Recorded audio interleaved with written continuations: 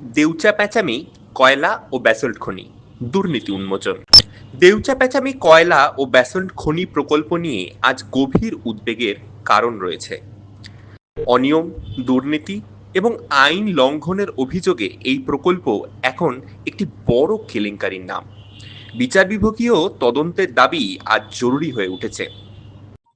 মুখ্যমন্ত্রীর বক্তব্য বনাম বাস্তবতা।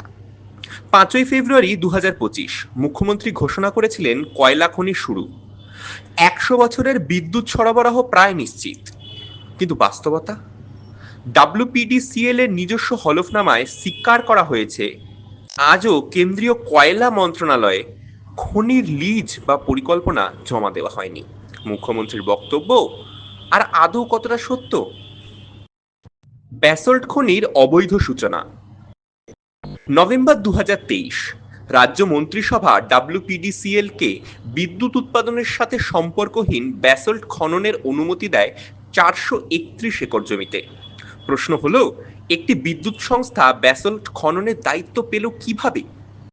আরও চাঞ্চল্যকর, কেন্দ্রীয় কয়লা মন্ত্রণালয়ের অনুমতি ছাড়াই কাজ শুরু।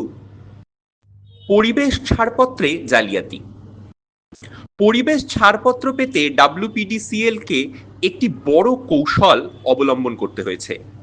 প্রকল্পের আসল আয়তন 174 হেক্টর, ক্যাটাগরি এ গণশুনানি বাধ্যতামূলক, কিন্তু জমা দেওয়া হয়েছে মাত্র 12 একর, ক্যাটাগরি B2 গণশুনানি বাদ। এই জালিয়াতির ভিত্তিতেই 2024 ছাড়পত্র দেওয়া হয়, পরিবেশ আইনকে ঠাট্টায় পরিণত করা হয়। টেন্ডার প্রক্রিয়ায় অনিয়ম। এমডিও নির্বাচনের টেন্ডার প্রক্রিয়ায় ডাব্লিউপিডিসিএল এর গোলমাল স্পষ্ট। ট্রান্সমেরিন কোম্পানিকে 71.5% রাজস্ব বন্টন হার দেওয়া হয়েছে, যা টেন্ডার ডকুমেন্টে উল্লেখই নেই। দ্বিতীয় দরদাতার প্রস্তাব 71% থেকে মাত্র 0.5% বেশি। এটা কি কাকতালীয় নাকি পরিকল্পিত অনিয়ম?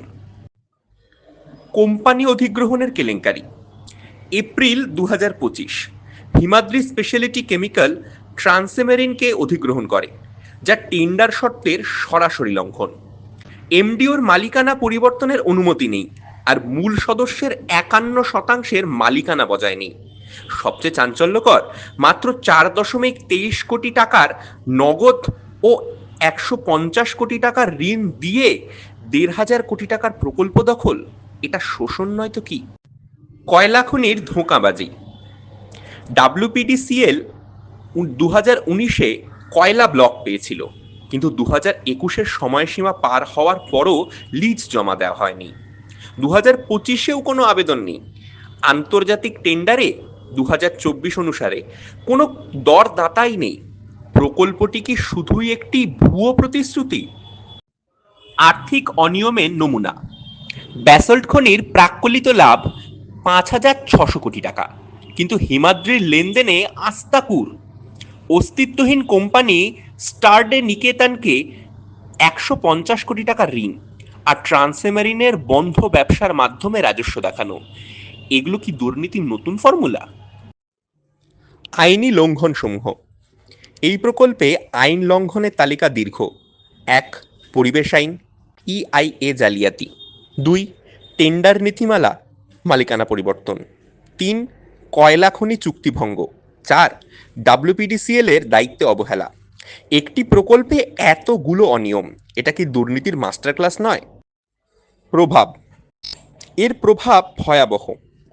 পরিবেশগত, ভূমি ও প্রাকৃতিক সম্পদ ধ্বংস। আর্থিক, সরকারি তহবিল লুটপাট। সামাজিক, স্থানীয় জনগণের সাথে প্রতারণা। এই প্রকল্প শুধু অনিয়ম নয়, একটি সামাজিক অপরাধ। বর্তমান অবস্থা। আজও ব্যাসল্ট খনি চলছে, কয়লা খনি অচল, ডাব্লিউপিডিসিএল ও রাজ্য সরকার নীরব। কোনো তদন্ত নেই, কোনো জবাবদিহিও নেই। এই নীরবতা কি দোষ স্বীকারের সমতুল্য? দাবিসমূহ। আমরা দাবি করছি, ব্যাসল্ট খনির অবিলম্বে স্থগিত করতে হবে। 2. বিচার বিভাগীয় তদন্ত গঠন করতে হবে। 3. দায়ীদের শাস্তি দিতে হবে। 4. এই সকল তথ্য জনগণের কাছে প্রকাশ করতে হবে। এই কেলেঙ্কারি শেষ হোক এখনই।